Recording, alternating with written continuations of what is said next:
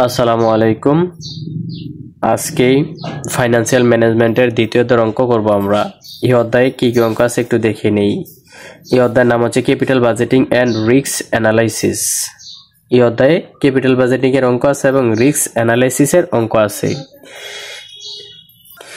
এই অধ্যায়টা খুবই গুরুত্বপূর্ণ। এই অধ্যায় থেকে 20 নাম্বারেরও বেশি অঙ্ক থাকে, কেননা এই অধ্যায়টা ফার্স্ট ইয়ার থেকে ফোর্থ ইয়ার পর্যন্ত সকলের জন্যই আছে। কিভাবে আছে দেখেন। Principal of finance honours first year এবং কি সেকেন্ড ইয়ারের জন্য প্রিন্সিপাল অফ ফাইন্যান্স আছে। ওই প্রিন্সিপাল অফ ফাইন্যান্সে ক্যাপিটাল বাজেটিং নামে একটা চ্যাপ্টার আছে এবং কি রিস্ক অ্যানালাইসিস নামে একটা চ্যাপ্টার আছে। দুইটা চ্যাপ্টার থেকে 20 নাম্বারের জন্য অলওয়েজ প্রশ্ন থাকে। আর এই financial management BBA honours accounting department third ইয়ারের জন্য এই বইটা আছে এবং ম্যানেজমেন্ট ডিপার্টমেন্ট ফোর্থ ইয়ারের জন্য এই বইটা আছে। তো থার্ড ইয়ার এবং ফোর্থ ইয়ারে দুইটা চ্যাপ্টারকে একত্র করে একটা চ্যাপ্টারে রূপান্তর করছে। তাইলে অধ্যায়টা খুবই গুরুত্বপূর্ণ। এই অধ্যায় থেকে দুইটা বা এর অধিকও অঙ্ক থাকে, মিনিমাম 20 নাম্বার থাকবে। তো এই অধ্যায়ের অঙ্কগুলো আমরা খুব সহজভাবে এখন শিখব। প্রবলেম 2 এর প্রশ্নটা আমরা একটু পড়ি। এটা অ্যাকাউন্টিং ডিপার্টমেন্ট ফার্স্ট ইয়ার 2017 সালে আসছে। আমরা এখন সর্বপ্রথম কি করব, ক্যাপিটাল বাজেটিং এর অঙ্ক করব, তারপর রিস্ক অ্যানালাইসিস দেখব। এটা আগে শেষ করি। আচ্ছা, ক্যাপিটাল বাজেটিং এর মধ্যে সর্বপ্রথম আপনাদেরকে পেব্যাক পিরিয়ড বের করতে বলবে। তাহলে পেব্যাক পিরিয়ড মানে কি? পেব্যাক পিরিয়ড হচ্ছে কোন একটা শিল্প প্রতিষ্ঠানে বিনিয়োজিত টাকা ফেরত আসতে কত সময় লাগবে ওই সময় নির্ণয় করাকেই পেব্যাক পিরিয়ড বলে। আচ্ছা, অঙ্কটা সমাধান করলে বুঝতে পারবেন। Initial cost of a project is টাকা 1 লক্ষ। একটা প্রজেক্টের ব্যয় হচ্ছে, প্রাথমিক ব্যয় হচ্ছে 1 লক্ষ টাকা। Cash inflows over the next 10 years. হ্যাঁ, ক্যাশ ইনফ্লোস নগদ আনতে প্রবাহ 10 বছর ইস টাকা 20,000। প্রত্যেক বছর ওই প্রজেক্ট থেকে 20,000 টাকা করে নগদ আসবে।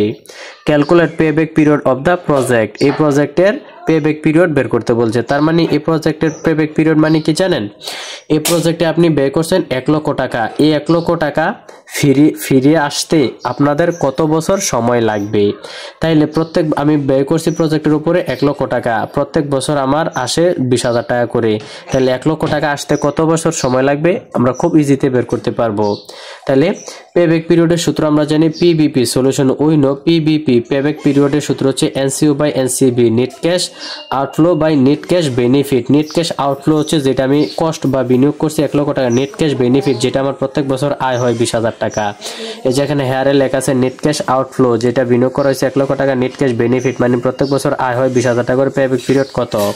তাহলে নেট ক্যাশ আউটফ্লো আমি বসাই দিলাম, আর এনসিবি বসানোর পরে 1 লক্ষ টাকাকে যদি 20,000 দ্বারা ভাগ করি 5 বছর, 5 ইয়ার্স, 5 বছর লাগবে আমার 1 লক্ষ টাকা উঠতে।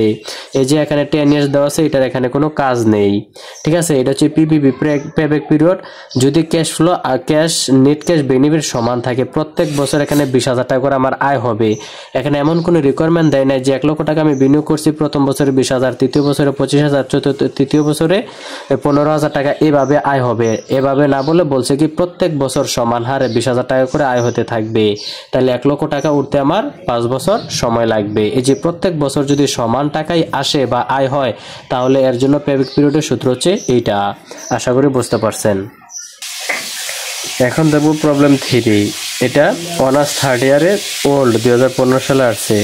সেম অঙ্ক, এটা আপনারা নিজেরাই করতে পারবেন, তবে এখানে দুইটা প্রজেক্ট আমি একটু পরে বুঝিয়ে দিচ্ছি, আপনারাই করতে পারবেন। একটা কমেন্ট করতে হবে এখানে বলছে Canvas Limited is considering 2 manually exclusive project A and project B. এখানে একটা প্রজেক্টের নাম হচ্ছে এ, একটা প্রজেক্টের নাম হচ্ছে ভি। তারপর বলছে A requires an initial outflow of টাকা 20,000। প্রজেক্ট এর মধ্যে বিনিয়োগ করছে 20,000 টাকা। And the expected cash inflow of টাকা 5,000। এবং প্রত্যেক বছর ক্যাশ ইনফ্লো মানে কি নগদ আন্তঃপ্রবাহ মানে প্রত্যেক বছর আয় হবে 5,000 টাকা করে। Each of the next 5 years, পরবর্তী 5 বছর পর্যন্ত এটা চলবে। তারপর প্রজেক্ট বি কি বলছে?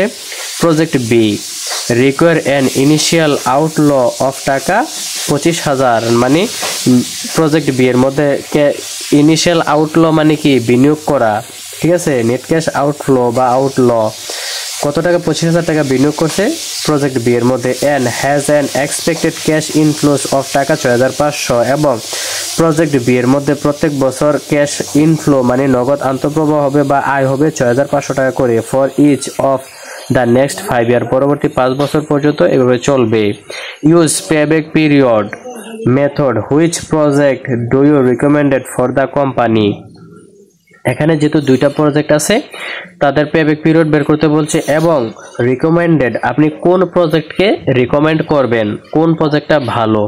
তাইলে আমরা প্রজেক্ট এর জন্য দেখি প্রজেক্ট এর পেব্যাক পিরিয়ড বের করব। আমরা জানি পিবিপি পেব্যাক পিরিয়ডের সূত্র হচ্ছে কি পিবিপি মানে সমান হারে বলছে প্রত্যেক বছর 5,000 টাকা করে প্রজেক্টে আয় হবে আর দ্বিতীয় প্রজেক্টে 6,500 টাকা করে প্রত্যেক বছর সমান হারে আয় হবে। তাহলে সমান হারে যদি আয় হয় তাহলে এটা সূত্র হচ্ছে PBP NCU by NCB.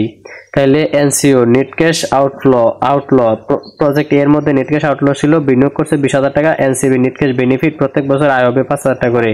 PBP কত, পেব্যাক পিরিয়ড কত, তাইলে 20,000 টাকাকে 5,000 দ্বারা ভাগ করলে আসে 4 ইয়ার্স। তাইলে আমাদের 4 বছর সময় লাগবে প্রজেক্ট এ এর 20,000 টাকা ফেরত আসতে। প্রজেক্ট বি এর মধ্যে বিনিয়োগ করেছিল কত, এনসিইউ নেট ক্যাশ আউটফ্লো 25,000 টাকা, এনসিবি নেট ক্যাশ বেনিফিট প্রত্যেক বছর আয় হবে 6,500 টাকা করে। পিবিপি পেব্যাক পিরিয়ড কত টাকা, তাহলে পেব্যাক পিরিয়ডের সূত্র আমরা জানি পিবিপি এনসিইউ বাই এনসিবি। 25,000 বিনিয়োগকৃত টাকা উপরে বসালাম আর প্রত্যেক বছর আয় হয় 6,500 টাকা করে। 25,000কে 6,500 দ্বারা ভাগ করলে 3.85 ইয়ার্স, তার মানে 3.85 বছর, 3.85 বছর লাগবে আমার কি এই 25,000 টাকা ফেরত আসতে। এখন আমরা দেখব কোন প্রজেক্ট আমাদের জন্য ভালো। এই যে আমাদেরকে রিকমেন্ডেড করতে বলছে, মানে দুইটা প্রজেক্টের মধ্যে কোন প্রজেক্টটা ভালো বা কোন প্রজেক্টটা করতে হবে, রিকমেন্ডেড আপনি সাজেস্ট করবেন। তাহলে যেটা পেব্যাক পিরিয়ডের সময় কম, মানে টাকা ফেরত আসতে কম সময় লাগবে, বিনিয়োগকৃত টাকা ফেরত আসতে কম সময় লাগবে, ওইটাই তো ভালো, ওইটাই আমরা সাজেস্ট করব। তাহলে কমেন্ট, তাহলে এখানে সময় কোনটার কম লাগছে, প্রজেক্ট এর মধ্যে 20,000 টাকা ফেরত আসতে 4 বছর লাগবে আর প্রজেক্ট বি এর মধ্যে 25,000 টাকা ফেরত আসতে 3.85 সময় লাগছে। তার মানে কি প্রজেক্ট বি এর মধ্যে সময় কম লাগে এবং কি বিনিয়োগকৃত টাকাও বেশি। তাহলে আমরা কমেন্ট বি এর মধ্যে কি বিটাকে সাজেস্ট করব। তাহলে comment the company should be recommended for project B, কি কোম্পানির উচিত এই সুপারিশ করা বি এর উপর, কারণ because it's payback period is lower than project A, কারণ এর পেব্যাক পিরিয়ডের টাইম প্রজেক্ট এ থেকে কম, এ কারণে এটা আমরা রিকমেন্ড করব বি কে। ঠিক আছে, এভাবে কমেন্ট করবেন কমেন্ট চাইলে। এই যে প্রবলেম 4, এটা আপনারা নিজেরা করবেন, আপনাদের হোমওয়ার্ক রয়ে গেল। এখানে এই অঙ্কটা আছে অনার্স 3rd ইয়ার অ্যাকাউন্টিং ডিপার্টমেন্ট 2020 সালে, ম্যানেজমেন্ট ডিপার্টমেন্ট 4th ইয়ার তাদের জন্য সেম নিয়ম। এই অঙ্কটা আপনারা করবেন, করে একটা কমেন্ট করবেন। দেখেন কি বলছে, which project do you recommended for the company and why, এবং কি কেন। তাইলে আপনারা এটা দুইটার পেব্যাক পিরিয়ড বের করুন, বের করার পর যেটার পেব্যাক পিরিয়ডের টাইম কম ওইটাকে সাজেস্ট করবেন। যদি বলছে কেন, কেন কারণ হচ্ছে because it's payback period is lower than B, suppose B থেকে এর কম, এরকম একটা করে দিবেন। ঠিক আছে, আচ্ছা এটা আপনারা হোমওয়ার্ক করবেন। এখানেও কিন্তু দুইটা প্রজেক্ট, যে প্রজেক্টের পেব্যাক পিরিয়ডের টাইম কম হবে ওইটাই আপনারা রিকমেন্ড করবেন। এর পূর্বে প্রবলেম 2 আমি যেভাবে, প্রবলেম 3 এর মধ্যে যেভাবে রিকমেন্ড করছে বা কমেন্ট করছে এভাবে আপনারা করবেন। আজকে ক্লাস আমরা এখানেই শেষ করি, যেহেতু এটা প্রথম ক্লাস। দ্বিতীয় ক্লাসে আমরা পেব্যাক পিরিয়ডের আবার নতুন নিয়ম দেখাবো। আজকের ক্লাসে আমি দেখেছিলাম যে কোন একটা প্রজেক্টে বিনিয়োগ করা হলে ওই প্রজেক্ট থেকে যদি প্রত্যেক বছর একই পরিমাণে টাকা আসে, একই পরিমাণ বা একই ফিগারের টাকা আসে, কম না বেশি না, প্রত্যেক বছরে একই ফিগারের টাকা আসে, তাহলে কিভাবে পেব্যাক পিরিয়ড বের করতে হয়। তার পরবর্তী অঙ্কেতে দেখাবো যে যদি প্রজেক্টের মধ্যে আপনি বিনিয়োগ করলেন বিভিন্ন বছরে বিভিন্ন টাকা, প্রথম বছর 5,000, দ্বিতীয় বছর অসমানভাবে টাকা আসে 5,000, 7,000, 2,000, 3,000 এভাবে যদি আসে এবং যদি ট্যাক্স রেট দেওয়া থাকে কিভাবে পেব্যাক পিরিয়ড বের করতে হয়, আরও কিছু প্রশ্ন, আরও কিছু রিকোয়ারমেন্ট দেখাবো। তাহলে আজকে ক্লাসটা আপনাদেরকে যেটুকু দেখাচ্ছি জাস্ট এইটুকুই, আর হোমওয়ার্কটা করে নেবেন।